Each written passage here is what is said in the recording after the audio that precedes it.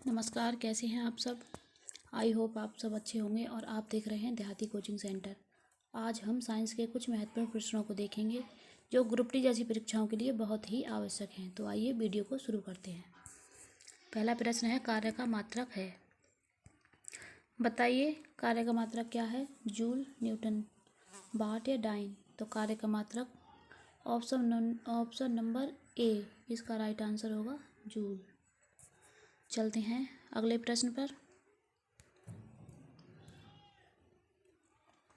प्रकाश वर्ष किसकी इकाई है। दूरी, समय, प्रकाश या धारा। बताइए प्रकाश वर्ष किसकी इकाई है। तो प्रकाश वर्ष दूरी की इकाई है, दूरी को मापने की इकाई है। चलते हैं अगले क्वेश्चन पर। बल की एसआई यूनिट क्या है। केल्विन, न्यूटन, डाइन या वोल्ट। तो बल की एसआई यूनिट न्यूटन होती है। ऑप्शन बी इसका राइट आंसर होगा। अगले क्वेश्चन पर चलते हैं। एक खगोलीय इकाई संबंधित है सूर्य एवं पृथ्वी के बीच की दूरी से, चंद्रमा एवं पृथ्वी के बीच की दूरी से, सूर्य एवं चंद्रमा के बीच की दूरी से, या उपर्युक्त में से कोई नहीं। तो इसका ऑप्शन ए राइट आंसर होगा, सूर्य एवं पृथ्वी के बीच की दूरी से। अगले क्वेश्चन पर चलते हैं। पारसेक इकाई है दूरी की, प्रकाश की, समय की, चुंबकीय बल की। तो पारसेक जो इकाई है दूरी की, ऑप्शन ए इसका राइट आंसर होगा। अगले क्वेश्चन पर चलते हैं।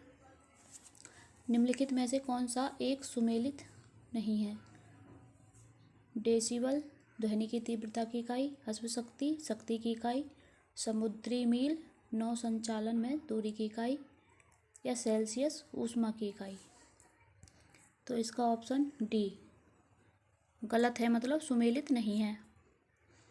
चलते हैं अगले क्वेश्चन पर। ल्यूमेन किसका मात्रक है। ज्योति तीव्रता का, ज्योति फ्लैक्स का, उपयुक्त दोनों का, या इनमें से कोई नहीं। तो ल्यूमेन ज्योति फ्लैक्स का मात्रक है। ऑप्शन बी इसका राइट आंसर होगा। चलते हैं अगले क्वेश्चन पर। भौतिक मात्रा ज्योति की इकाई क्या है। सीमेंस, टेस्ला, लक्स या वेबर। तो इसका ऑप्शन सी राइट आंसर होगा, लक्स। अगले क्वेश्चन पर चलते हैं। पास्कल इकाई है आर्द्रता की, दाब की, वर्षा की, तापमान की।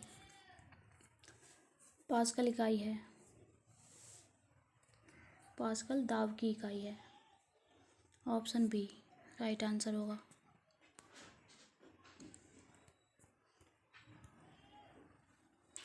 कैंडेला मात्रक है ज्योति फ्लैक्स का, ज्योति प्रभाव का, ज्योति दाब का, ज्योति तीव्रता का। तो कैंडेला ज्योति तीव्रता का मात्रक है। Option D. ऊर्जा की एसआई इकाई है। ऊर्जा की एसआई इकाई जूल, न्यूटन, हर्ट्ज या पास्कल। तो ऑप्शन ए इसका राइट आंसर होगा, जूल। अगला क्वेश्चन लेते हैं। एसआई पद्धति में लेंस की शक्ति की इकाई क्या है। वाट, डायोप्टर, ऑप्टर, मीटर। एसआई पद्धति में लेंस की शक्ति की इकाई क्या है। डायोप्टर। ऑप्शन बी इसका राइट आंसर होगा। अगला क्वेश्चन। संवेग का एसआई मात्रक है एम्पियर, किलोग्राम प्रति सेकंड, जूल या किलोग्राम। संवेग का एसआई मात्रक किलोग्राम प्रति सेकंड। ऑप्शन बी इसका राइट आंसर होगा। Next question.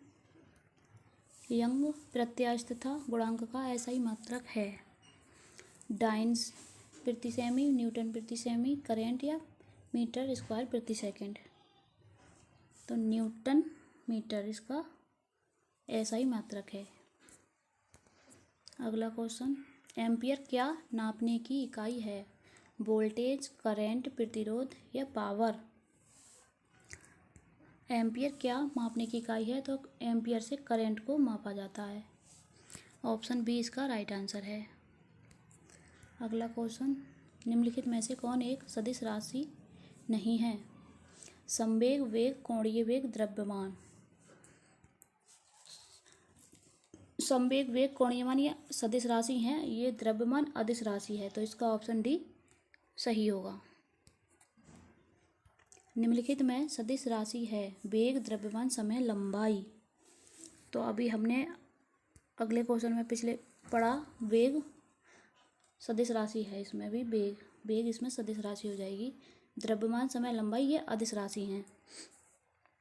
अगला क्वेश्चन लेते हैं, निम्नलिखित में से कौन सा एक व्युत्पन्न परिमाण नहीं है? घनत्व, आयतन, द्रव्यमान, चाल। इसका ऑप्शन सी द्रव्यमान सही होगा। अदिश राशि है ऊर्जा, बलागुण, संवेग, उपर्युक्त सभी। अदिश राशि है, अदिश राशि ऊर्जा, ऑप्शन ए इसका राइट आंसर है।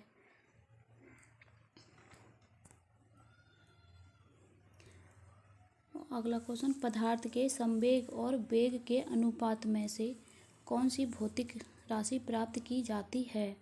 वेग, त्वरण, द्रव्यमान या बल। तो इसका राइट ऑप्शन सी इसका राइट आंसर है। चलते हैं अगले क्वेश्चन पर, प्लांक के अचर में किसका आयाम होता है? ऊर्जा, रैखिक गति, कोणीय गति या बल। प्लांक के अचर में कोणीय गति का आयाम होता है, ऑप्शन सी इसका राइट आंसर है। चलते हैं अगले क्वेश्चन पर,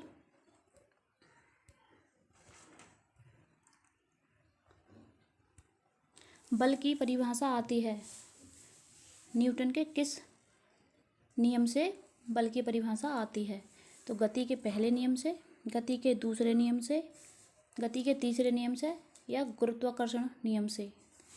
तो बल की परिभाषा जो है गति के पहले नियम से आती है, ऑप्शन ए इसका राइट आंसर होगा। चलते हैं अगले क्वेश्चन पर, न्यूटन के पहले नियम को भी कहते हैं, मतलब न्यूटन के पहले नियम को और किस नाम से जानते हैं? आघूर्ण का नियम, ऊर्जा का नियम, जड़त्व का नियम या संवेग का नियम। तो ये न्यूटन के पहले नियम को जड़त्व का नियम के नाम से भी जानते हैं, ऑप्शन सी इसका राइट आंसर है। गाड़ी खींचता हुआ घोड़ा किस बल के कारण आगे बढ़ता है? गाड़ी खींचता हुआ घोड़ा किस बल के कारण आगे बढ़ता है?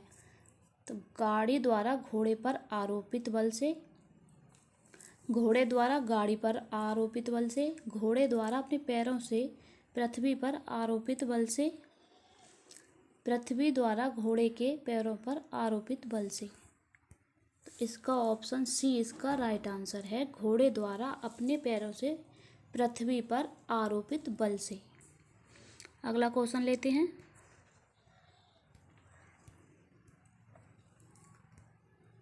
चलती हुई बस जब अचानक ब्रेक लगाती है तो उसमें बैठे हुए यात्री आगे की दिशा में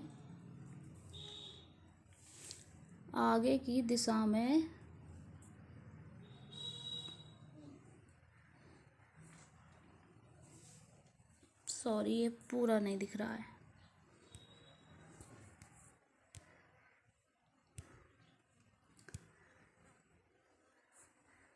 सॉरी। हाँ, क्वेश्चन है, चलती हुई बस जब अचानक ब्रेक लगाती है तो उसमें बैठे हुए यात्री आगे की दिशा में गिरते हैं, इसको किसके द्वारा समझाया जा सकता है? सापेक्षता का सिद्धांत, न्यूटन का पहला नियम, न्यूटन का दूसरा नियम, न्यूटन का तीसरा नियम।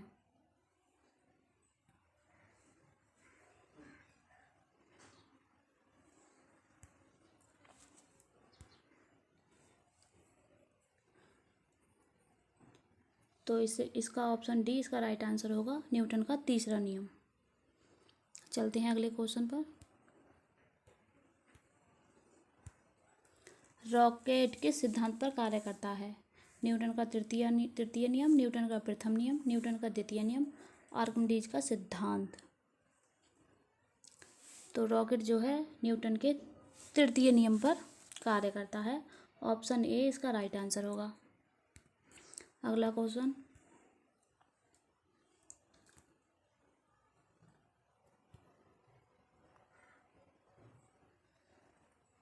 अश्व यदि एकाएक चलना प्रारंभ कर दे तो अश्वारोही के गिरने की आशंका का कारण है।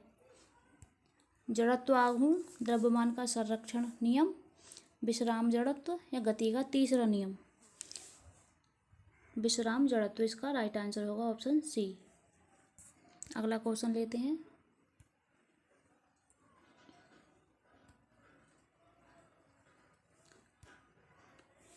क्रिकेट का खिलाड़ी तेजी से आती हुई बॉल को अपने हाथ को पीछे खींचकर पकड़ता है। बॉल विश्राम की स्थिति में आ सकती है, बॉल त्वरित स्थिति में रह सकती है, हो सकता है कि उसे कम बल लगाने की आवश्यकता हो सकता है कि उसे अधिक बल लगाने की आवश्यकता हो। तो इसका ऑप्शन ए इसका राइट आंसर है, बॉल विश्राम की स्थिति में आ सकती है। अगला क्वेश्चन, बल गुणनफल है द्रव्यमान और वेग का, भार और वेग का, द्रव्यमान और त्वरण का, भार और त्वरण का। तो बल गुणनफल है द्रव्यमान और त्वरण का गुणा करने पर बल प्राप्त होगा। तो ये द्रव्यमान और त्वरण का गुणनफल है बल। अगला क्वेश्चन लेते हैं,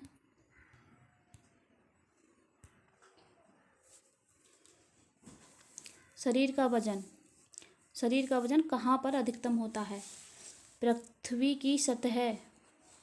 की सतह पर सभी जगह एक समान होता है, ध्रुवों पर अधिकतम होता है, विषुवत रेखा पर अधिकतम होता है, मैदानों की तुलना में पहाड़ियों पर अधिक होता है। तो शरीर का वजन जो है ध्रुवों पर अधिकतम होता है, ऑप्शन बी इसका राइट आंसर होगा। तो हमने साइंस के 30 प्रश्नों की श्रृंखला देखी। अगर आपको वीडियो अच्छी लगी हो तो वीडियो को लाइक करें, चैनल को सब्सक्राइब करें। Thanks for watching. मिलते हैं अगली वीडियो में, तब तक के लिए बाय बाय।